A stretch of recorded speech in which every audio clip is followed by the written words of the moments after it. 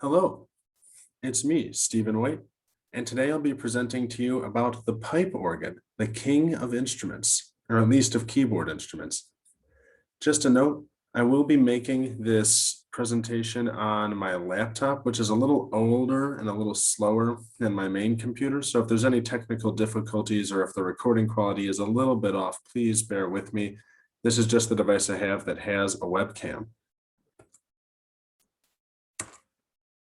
All right, getting ready to share my screen and begin the presentation.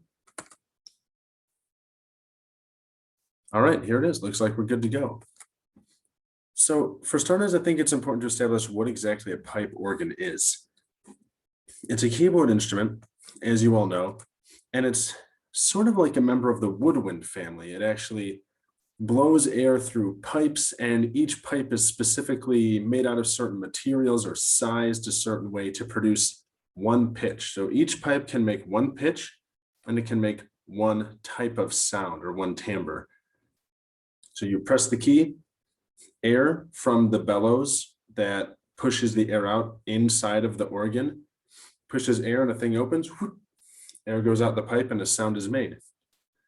Pipes that produce the same pitch, but different sorts of timbre. Oh, I mixed it up. My apologies. Pipes that produce the same sound, but different pitches are placed in groups called ranks. Also, you'll see on not all, but many organs, especially larger organs, numerous stacked keyboards. These are called manuals. And each manual can be set to produce different kinds of sound. Organs also produce their bass notes with a foot pedal system at the bottom. So you've probably, if you've seen an organ, seen lots of oftentimes wooden sort of pedals or rods sticking out the bottom of the organ. Organ keyboards are a little shorter, so the lower pitches are moved onto the floor. The idea is with an organ that you have what are called stops. And stops are things you can enable or disable to choose which rank an organ's manual is linked to. So the idea is that if you have more ranks, you can produce more different kinds of sounds because you have more different kinds of pipes. And if you pull certain stops and open certain stops to this manual, it can produce one sort of sound. But you could then enable different stops on a different manual and it would direct air towards different sets of pipes, meaning you could be playing the same pitch on 2, 3, 4 different keys.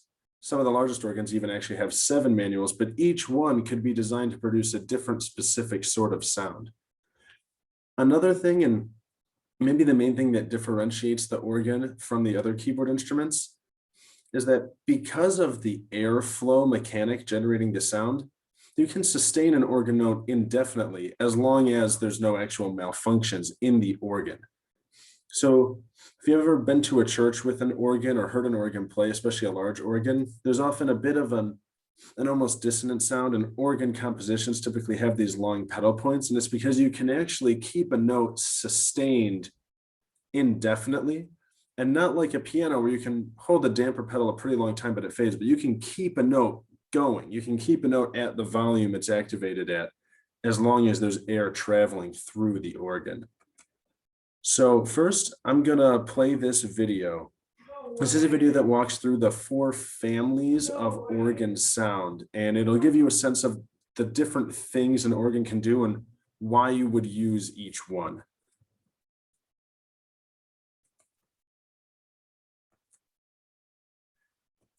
As organists, one of the important skills that must be learned is organ registration. Registration is the art of selecting the appropriate stops to create the desired sound. The first step to effective registration is to understand the 4 families of sound. The first family of sound is called the principal or diapason family. These stops are the foundation upon which the organ is built, and it is a sound that is indigenous only to the organ.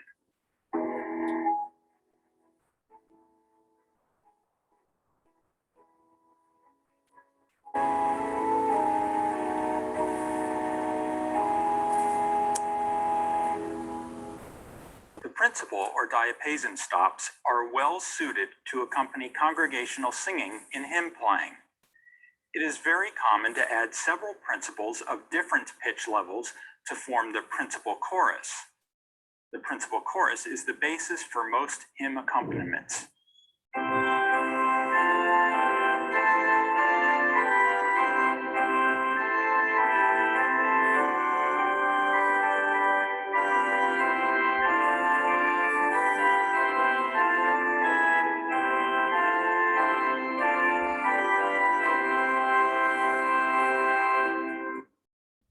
So as you just heard, the principal or diapason family is the family that most of us think of when we think of organ playing.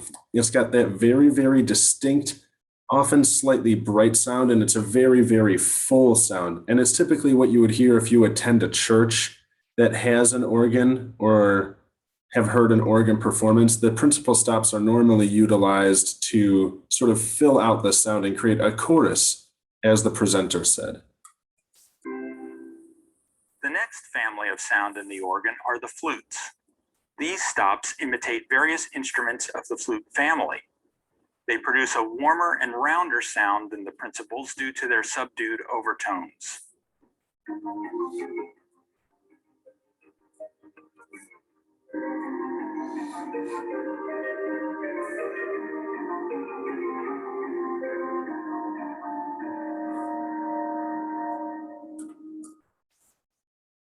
The flute sounds, as he said, are designed to imitate members of the flute family. They're the ones that have that very distinct, almost percussive effect to them, that sort of do, do, do, do sound. So if you hear an organ and there's a full sound, but there's also that percussive do, do, do, do happening somewhere, perhaps up higher in the melody, they're playing using flute stops. In meditative hymns, stops from the flute chorus might be substituted in place of the principal stops to minimize sharpness, especially at the 4-foot and 2-foot level.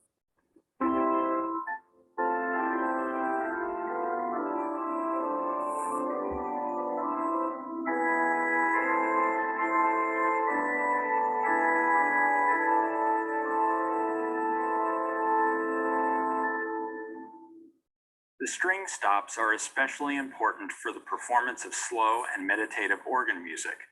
The strings have a more subdued fundamental and well-developed overtones, making them sound much thinner than principals or flutes.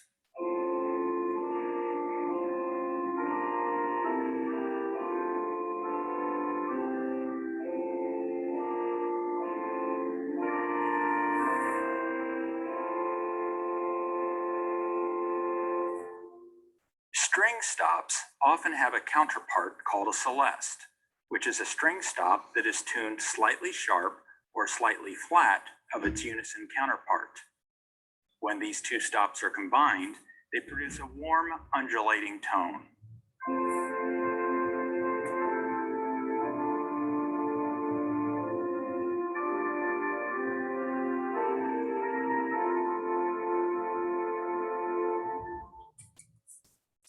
So as you heard, the string stops are very useful for when you don't want to produce a lot of sound, but you still want to have a certain fullness that the flutes can't quite provide.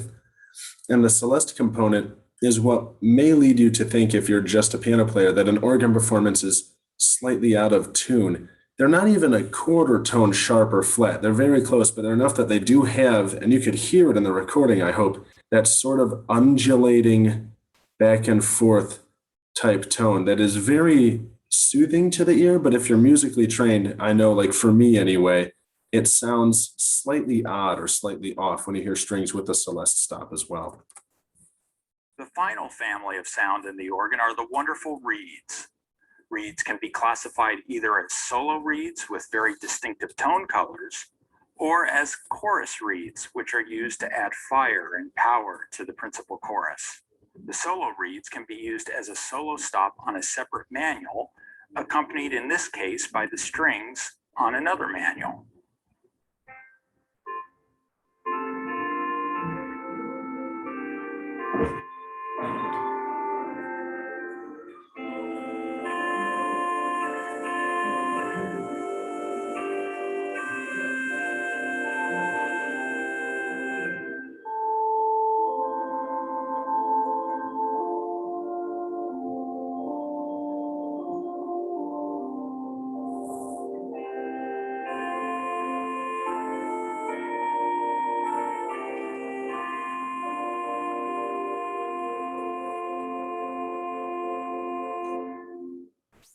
chorus reeds are generally louder and blend well with the principal chorus, both in the pedals and in the manuals.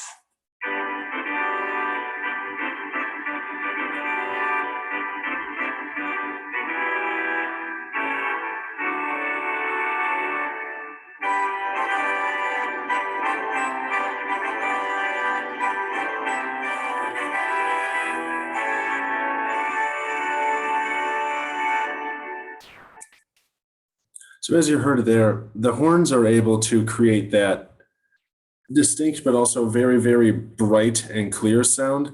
And the chorale horns actually are where we get sounds like the jazz organ from, if you've ever heard a jazz organ play. It's the sort of music you could imagine playing at like an old-timey ballpark or something like that.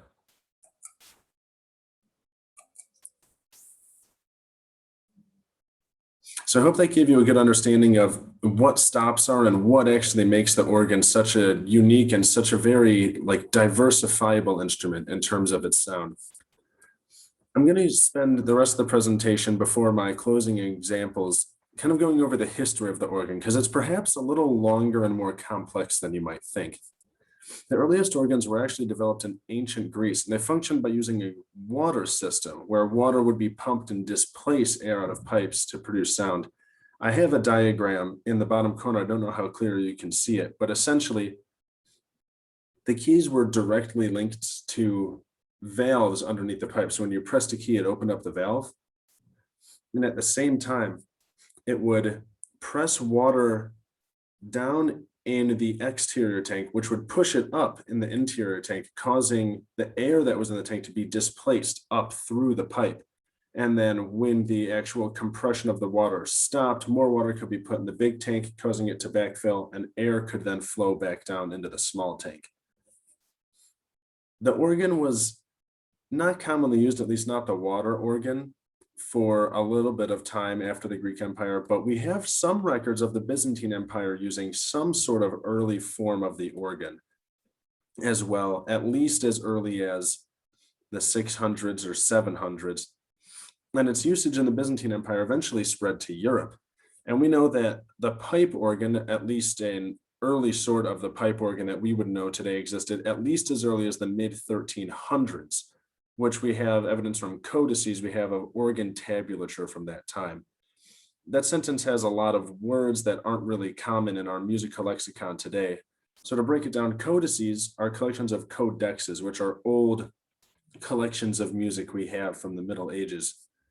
And that was before sheet music and standardized music notation as we know it today existed. So they had a sort of tabulature, just tabs, very basic and often based more on modes, since the 12 tonal system wasn't fully standardized yet. So we have records of organs existing at least that early in the form that we have them today. And they were relatively commonly used, at least in places that were wealthy or large enough to sponsor an organ throughout Europe until the present day. There doesn't seem to be a time when they ever totally fell out of fashion, so to speak.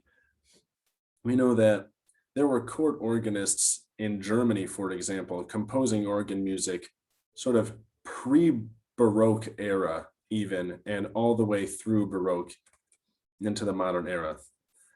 We often think of the organ as something used in sacred music, and it does have a very rich sacred tradition, of course, but early composers composed both sacred and secular music for the organ. And in fact, in theory, any keyboard work, at least almost any keyboard work, can be played on the organ.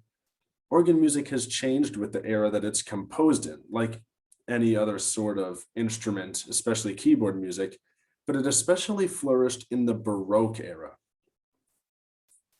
The reason for this is, A, it was one of the most common and developed keyboard instruments at the time of the Baroque era. The piano obviously did not yet exist. But also, the organ lends itself to Baroque stylistics very, very handily. Because since the bass notes are put in the feet, what the organ allows you to do is play melodies and counterpoint with two hands while still being able to play bass notes with the feet.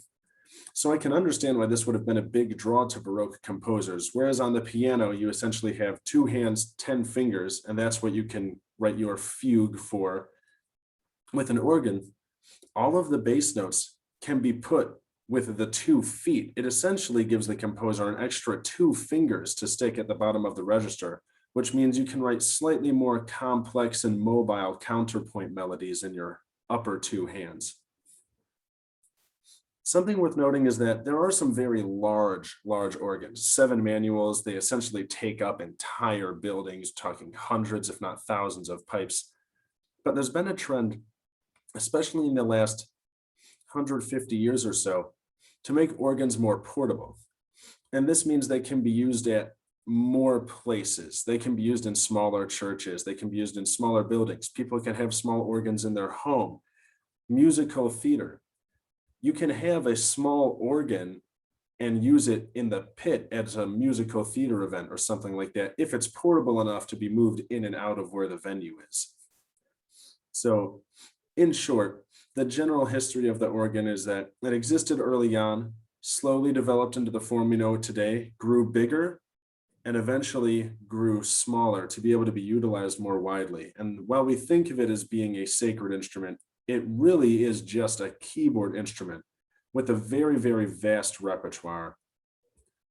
To give you a sense of the repertoire, I'm going to have 2 more examples to close on my presentation. One of them is a fugue by Bach, and the other one is a more traditional hymn arrangement, which is a setting many of us may be more familiar with the organ in.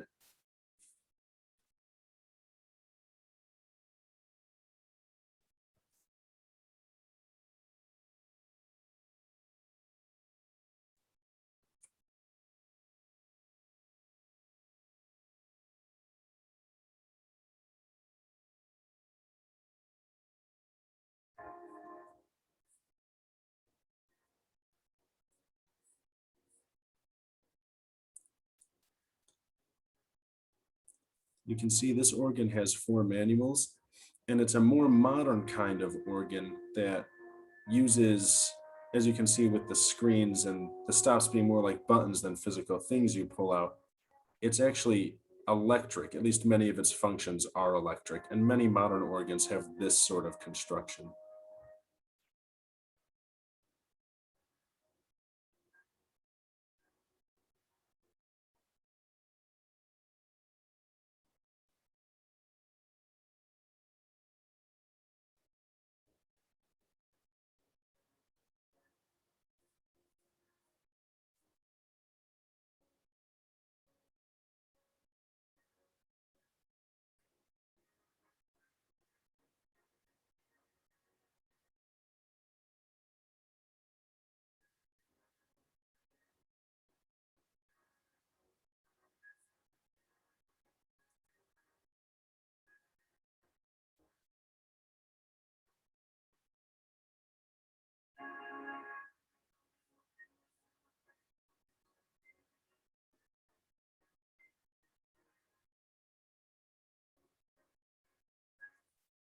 I hope that gave you a good sense of this style of playing. I'm sorry to cut it off early, but in the interest of keeping the presentation under the time limit, I'm going to trim it a little short here. Notice how he switches between the manuals and adjusts the stops with his hands and feet as he plays.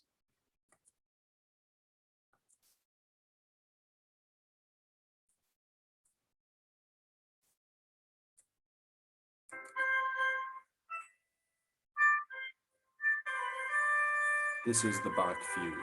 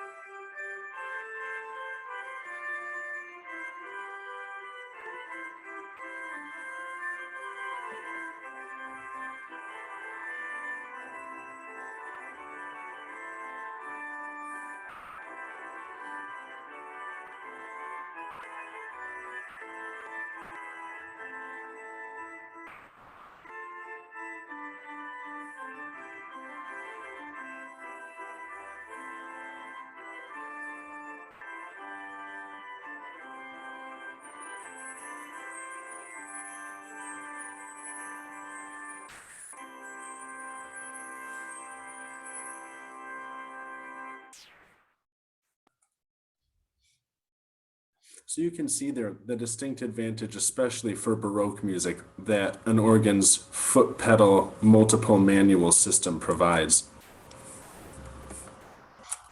To close out the presentation, I have the sample test questions. First, what are ranks and manuals, and how do stops relate the two? Ranks are groups of the same timbre or sound pipe, but all the different pitches necessary. And manuals are the keyboards with the keys that select which pipe is activated. And stops dictate where each manual sends its air. So when you press a key on a manual, which rank actually sounds is determined by the stops. The four families of organ sound are the principal, the flutes, the strings, and the horns. And where were the first organs invented and how did they work? The first organs that we have record of, anyway, were invented in ancient Greece, and they worked by using tanks of water that would raise or lower to push air out through the pipes when a key was pressed. Thank you for watching this presentation, and hopefully the recording turns out well.